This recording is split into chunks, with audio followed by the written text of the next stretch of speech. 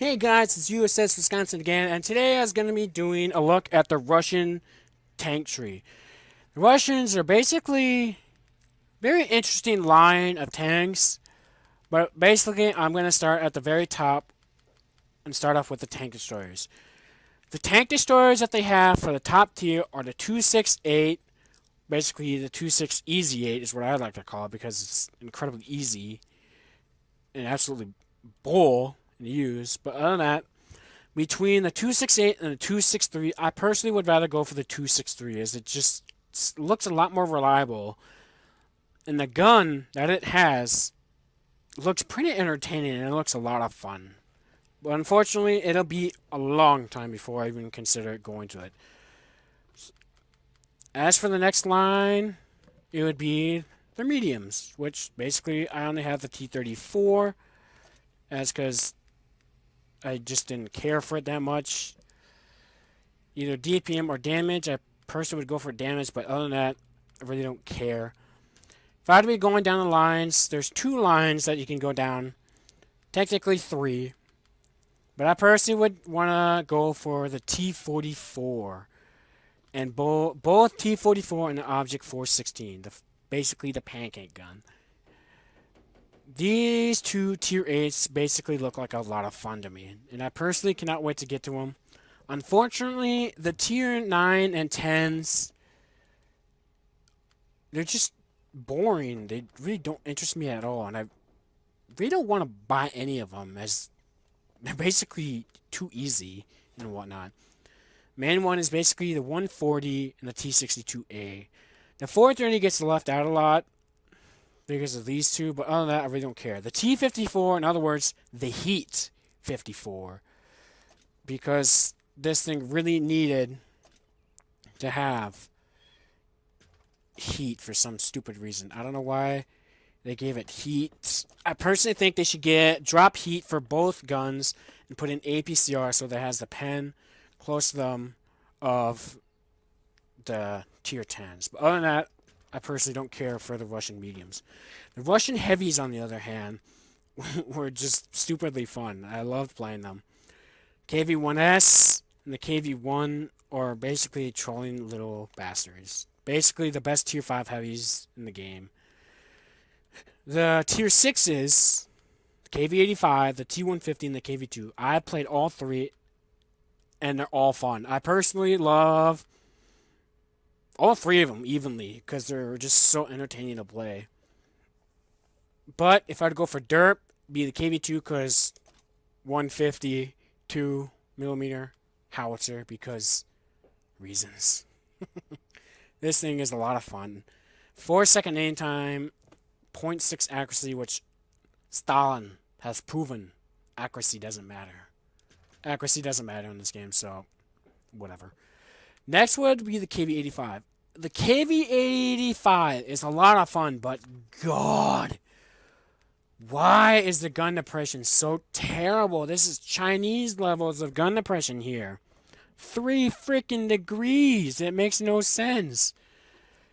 If it had 4 or 5, I'd be fine, but 3 is just bad. The next ones is basically, come on, the IS and the KV-3. Between them, I personally would go for the IS because it's a little more mobile, a little more trollish, and the armor on the thing is actually not bad. People don't seem to get that you can actually troll people pretty well with this thing, which is pretty entertaining watching them squirm.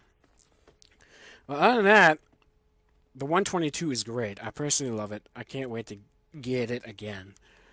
The KV-3, on the other hand, is basically all about the armor and some of the gun. More about the armor than is the gun. So this thing is actually potentially a great side scraper. But I personally wouldn't want to buy it again because it's not really my thing. The KV-4 and the IS-3. The IS-3, strong, Soviet tank, Stalin approve. Stalin will not disapprove of this tank. Basically Russian bullshit as it usually is.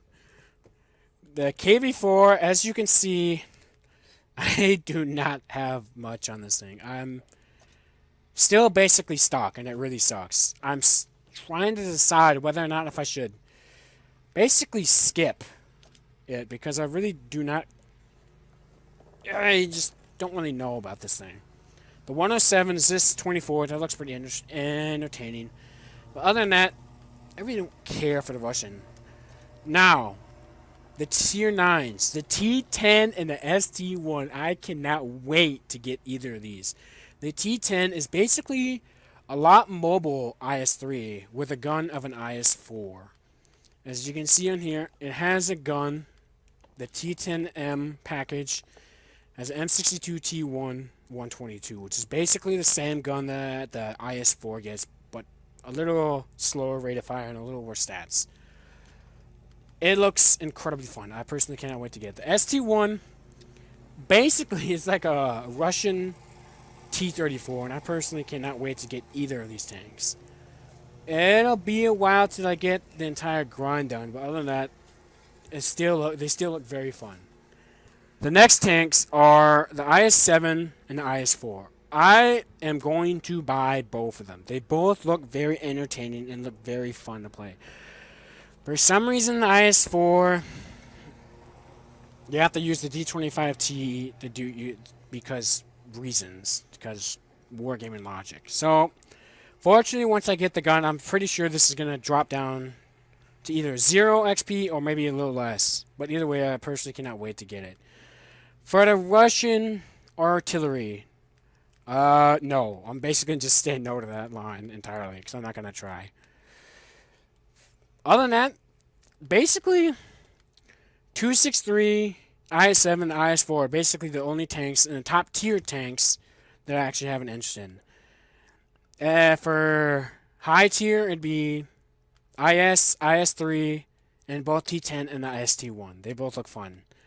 Same for the T-44 and the 416.